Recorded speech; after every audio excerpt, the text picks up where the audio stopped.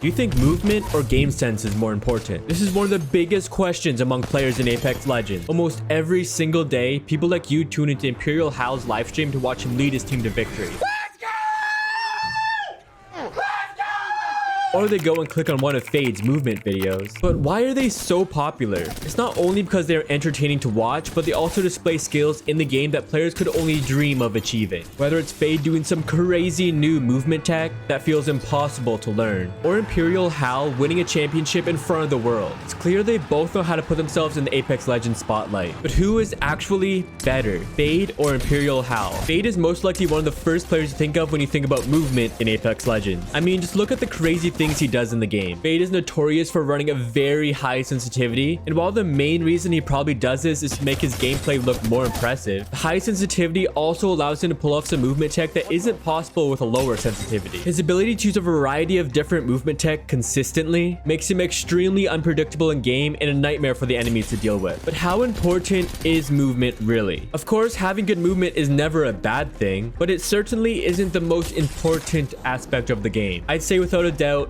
aim, positioning, and communication are all more important when it comes to winning competitive matches at the highest level. So first, his aim. Well, it certainly isn't bad by any means. His high sensitivity seems to make him a little bit inconsistent compared to the majority of the pro players using a slower mouse sensitivity. And this inconsistency is especially detrimental now, as more and more players are switching over to controller. Now, I can't say much about how his positioning would be in a competitive setting, but from his gameplay, it is clear that the majority of his time in-game takes place around the buildings that favor movement. So if he does have the opportunity to play in a way that allows him to use his movement, then he can be one of the most difficult enemies to face. But if he doesn't have this opportunity, his skill set is a bit limited. Then his communication is unsurprisingly not very good. I mean, he dropped solo for a career, so in-game communication has never really been something he had to think about. What he lacks in communication, he makes up for in a ton of experience in solo and 1v3 situations. And his ability to split apart teams and take isolated 1v1s is amongst the best in the world. Then on the complete other end of the spectrum, we have ImperialHal, also known as the CEO, and he certainly deserves that title as he is arguably the best in-game leader to ever play the game. While Faide has the experience in 1v3 situations, Hal has years of experience in competitive Apex. Oh my god!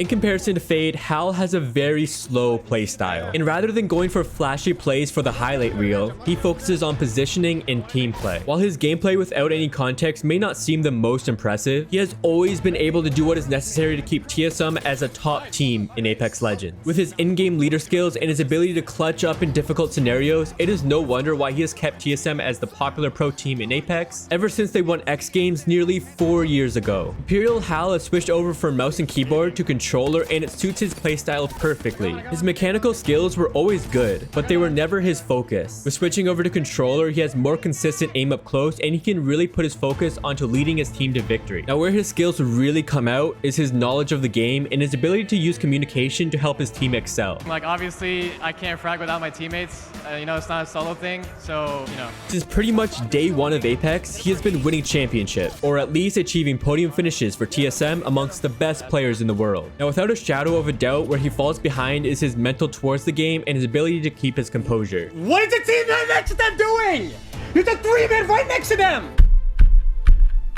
The screaming and yelling at the game and his teammates make it difficult to focus on what's actually important, and that could lead to a poor performance if it isn't controlled. But on the positive note, Hal has recently been taking more time to reflect on his mental. I can't go into scrims being like tilted. Like 6 hours of just straight like brain damage is just not it. Like, I can't handle that. And this change alone could lead to a lot of success going forward. Who do you think is the better Apex Legends player, Faide or ImperialHal? I personally have to give it over to Hal, as I believe his years of experience playing at the highest levels possible is something that no amount of pub stomping can compete with. But then again, Faide does have the unique ability to adapt to the game quickly, as he shows whenever a new movement tech is discovered. If he focuses this ability onto team play and gathers more experience in pro play, then he could certainly close the gap between him and Hal. But then at the end of the day, that's just my own opinion, and both players are phenomenal in their own way. Comment who you want me to compare next, and in the meantime, YouTube thinks you will enjoy this video up on the screen now.